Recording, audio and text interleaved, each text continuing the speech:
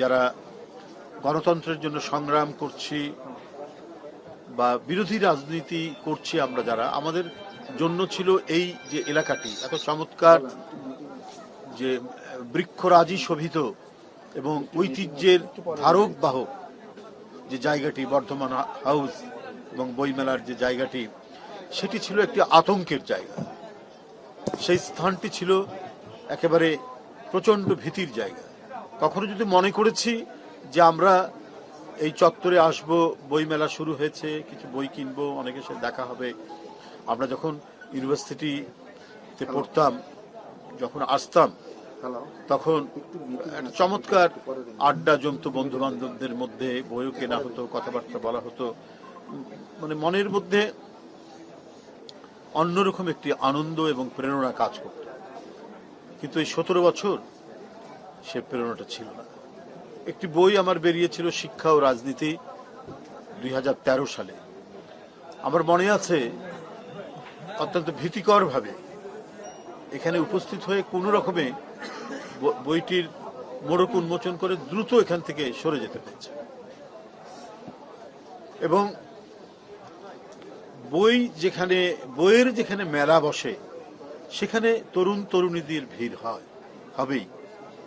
কিন্তু সেই জায়গাটি যখন ফ্যাসিবাদের আক্রমণের ছোবলের মধ্যে পড়ে, তখন সেটি আর আনন্দ মেলায় পরিণত হয় না, সেটি হয় একটি ভয়ার্ত এবং ভীতিকর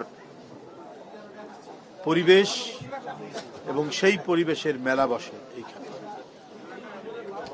এটাই হচ্ছে ফ্যাসিবাদের পরিণতি আমরা এইখানে দেখেছি। আজ অনেক দিন পর মনের আনন্দের যে মেলা অনুভব করছি, সেটা আমি বলবো যে এটা একেবারেই আমাদের কাছে ব্যতিক্রম মনে হচ্ছে। 16-17 বছর পর এখানে আসা, এবং আপনারা গণমাধ্যমের সাংবাদিক ভাইদেরকে এখানে পাচ্ছি, এখানে বিশ্ববিদ্যালয়ের নবীন বর্তমান ছাত্ররা আছেন, কিছুদিন আগে যারা বেরিয়েছেন তারা আছেন, সবার মাঝখানে বসে এই কথা বলতে খুবই আমাদের ভালো লাগছে, মনটা ভরে যাচ্ছে। বন্ধুরা আমার, সত্যিকার অর্থেই গণতান্ত্রিক পরিবেশ যদি থাকে সত্যিকার অর্থে, তখনই না সবকিছুর বিকাশ হয়, তখনই না সবকিছু এগিয়ে যাওয়ার একটা পরিবেশ তৈরি হয়। আর সেটা যদি অবরুদ্ধ থাকে, তখন তো কোনো কিছুরই বিকাশ হবে না। কারণ আমাকে একটি ঘেরাটোপের মধ্যে থাকতে হয়, আমাকে নির্ধারিত কিছু বিষয় বলে দেওয়া হয়, তার বাইরে যাওয়া যাবে না। হুমায়ুন আহমেদ একটি বই লিখেছেন, সেই লেখা বইটিকে পরিবর্তন করার জন্য হাইকোর্ট নির্দেশ দেয়। তাহলে কি আমল ছিল গত 16 বছর 17 বছর? অর্থাৎ আপনি কিভাবে জীবনযাপন করবেন, আপনার জীবনাচরণ, আপনার কথা বলা, আপনার লেখা, সব নির্ধারিত হবে আপনার ফ্যাসিবাদী কর্তৃত্বের হুমকির মুখে। তাদের নির্দেশনার মধ্যেই সেটি লিখতে হবে, সেটি বলতে হবে। সেই পরিস্থিতি এখানে বিদ্যমান ছিল। অথচ পৃথিবীর যারা বিদ্বজ্জন, তারা কিন্তু ভিন্ন কথা বলেছেন। তারা বলেছেন যে লেখা এবং পড়া, এই দুইটার সাথে উন্মুক্ত থাকার একটা অন্যতম বিষয় জড়িয়ে আছে। যদি উন্মুক্ত পরিবেশ না থাকে, যদি নির্ভয়ে যদি কথা এবং লেখা না যায়, তাহলে নতুন কিছু তৈরি হওয়ার সম্ভাবনা একেবারেই থাকে না বা কম থাকে। এই কারণেই যুগে যুগে বিভিন্ন বিপ্লবের মধ্যে দিয়ে শুধুমাত্র ওই জায়গাটি এসছে যে আমরা নির্ভয়ে আমাদের কথা বলবো। হ্যাঁ, আমি আপনার সাথে ভিন্ন মত হতে পারে, কিন্তু আপনার ভিন্ন মতের মধ্যেও আপনি কথা বলবেন, এইটার জন্য যে জীবন দেওয়ার যে প্রতিশ্রুতি দিয়েছিলেন ফরাসি দার্শনিক ভল্টেয়ার, এটার কোনো বিকল্প নেই। এই অমূল্য কথা আজও সত্য, শেখ হাসিনার আমলেও সত্য। এটা শুধু সেই রাজা বাদশাহ বা ফ্রান্সের সেই চার্লসের আমলে সত্য নয়, এটা শেখ হাসিনার আমল পর্যন্ত সেটি সত্য ছিল, যে এইরকম পরিবেশের মধ্যেও যে কথা বলতে হবে, এবং আমি তোমার বিরোধিতা করতে পারি, কিন্তু তোমার কথা বলার নিশ্চিন্তে স্বাধীনভাবে কথা বলার জন্য আমাদের জীবন দিতে পারি। সেই সেই বিষয়টি আজও সত্য হয়ে থেকেছে যখন আমাদের দেশে ফ্যাসিবাদ কায়েম হয়েছে অত্যন্ত নিষ্ঠুরভাবে। উপস্থিত বন্ধুরা, বই পাঠ করা এবং জ্ঞান ভিত্তিক একটি সমাজ তৈরি করা এটা অত্যন্ত জরুরি। জ্ঞান ভিত্তিক একটি সমাজ তৈরি হলে পরেই আপনার গণতান্ত্রিক সমাজের পূর্ব শর্তই হচ্ছে জ্ঞান ভিত্তিক সমাজ। সেখানে গ্রন্থ পাঠ, বই কেনা এবং বই পড়া এটি হচ্ছে অত্যন্ত জরুরি, এবং এই পরিবেশটি নিশ্চিত হলে আপনার বই কেনা এবং বই পড়ার আগ্রহ সৃষ্টি হবে মানুষের মধ্যে। এটাই পৃথিবীতে দেখা গেছে। একজন বিদগ্ধ জন বলেছেন, যে বাড়িতে একটিও বই নেই সেই বাড়িতে হয়তো অনেক খাবার আছে, কিন্তু ওই বাড়িটি একটি রেস্টুরেন্ট, ওটা একটি বাড়ি হিসেবে বিবেচনা করা যাবে না। হয়তো বাবা মা ছেলে সন্তান সবই আছে, কিন্তু কোনো গ্রন্থ নেই, বই নেই। ওই বাসাটি, ওই বাড়িটি একটি রেস্টুরেন্টে ছাড়া আর কিছু বলা যাবে না। তো সুতরাং আজকে আমরা যতটুকু স্বস্তির নিঃশ্বাস নিতে পারছি, যতটুকু আমরা আলো বাতাস পাচ্ছি, আমরা এটির পরিধি আরো বিস্তৃত করতে হবে। আমাদেরকে সামনে যে কাজগুলো আমাদের বাকি রয়েছে সেগুলো নিশ্চিত করতে হবে। আমরা গণতন্ত্রের পথে হাঁটার পরিবেশ পেয়েছি, কিন্তু পরিপূর্ণ গণতন্ত্র আমরা এখনো পাইনি। মানুষ তার মালিকানা এখনো ফিরে পায়নি।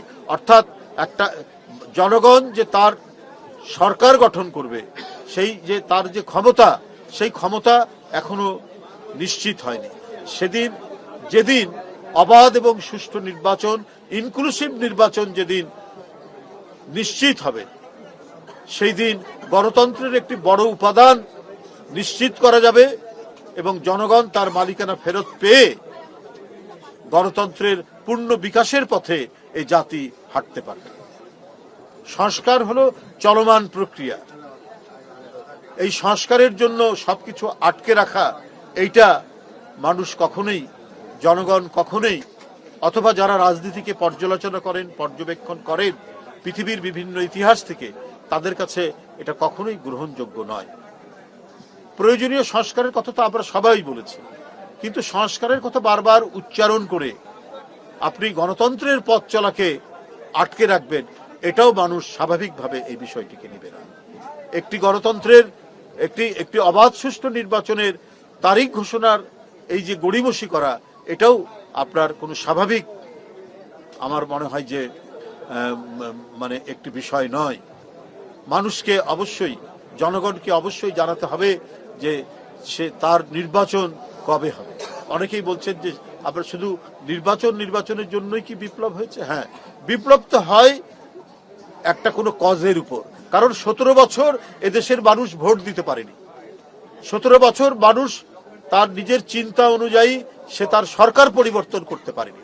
তো সুতরাং এই অবাধ সুষ্ঠু নির্বাচন এবং জনগণ ভোট কেন্দ্রে গিয়ে ভোট দিতে পারার যে অধিকার, সেই অধিকারটা যে হরণ করা হয়েছে, এটা পুনঃপ্রতিষ্ঠায় তো একটা অন্যতম গণতন্ত্রের শর্ত। এই শর্ত পূরণ না হলে পরে আমি রাষ্ট্রীয় গণতন্ত্রের বিকাশ এবং সমাজের মধ্যে গণতন্ত্রের চর্চা এবং অনুশীলন এটা নিশ্চিত হতে পারবে না। তো সুতরাং এইটা অত্যন্ত প্রয়োজন, এবং এইটিকে বাদ রেখে, একপাশে রেখে অন্য কথা বারবার বললে পরে এক ধরনের ষড়যন্ত্র, চক্রান্ত বা এক ধরনের সংশয় মানুষের মধ্যে তৈরি হবে। আমি আজকে শহীদ জিয়া পাঠাগার যেটা তৈরি করা হয়েছে, আমি তার যে উদ্যোক্তা, বিশেষ করে সালাম ভাই সহ, তারা একটি রাজনৈতিক দলের অফিসে তাদের নিজস্ব উদ্যোগে যারা এর সাথে জড়িত, তারা এই পাঠাগারটিকে গড়ে তুলেছে। আমি যে কথাটি বলেছি একজন বিদগ্ধ জনের কথা, যে বাড়িতে একটি বই নেই সেটি রেস্টুরেন্ট, যে রাজনৈতিক দলের অফিসে একটি সমৃদ্ধ গ্রন্থাগার নেই, সেটা হয়তো আপনার অন্য কিছু হতে পারে, কিন্তু সেটি একটি রাজনৈতিক দলের কার্যালয় হতে পারে না।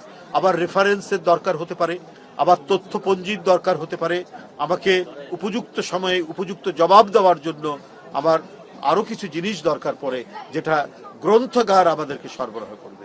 তো সেটি আমাদের কয়েকজন তরুণ নেতৃত্ব এবং তার সাথে একজন বীর মুক্তিযোদ্ধা, তার সান্নিধ্য, তার সাহচর্যের মধ্যে দিয়েই আমাদের পার্টি অফিসে এই গ্রন্থগারটি গড়ে উঠেছে, এই পাঠাগারটি গড়ে উঠেছে। অনেক ছেলে মেয়ে গিয়ে সেখানে এখন পড়ছেন, সেখানে পাঠচক্র হচ্ছে, এবং এর মধ্যে দিয়ে যে জ্ঞানের যে বিকাশ, জ্ঞানের যে মানে জড়তা কাটিয়ে একটা স্বাধীন চিন্তা, স্বাধীন মন তৈরি করার যে প্রচেষ্টা এই পাঠাগারের মধ্যে দিয়ে গড়ে উঠেছে।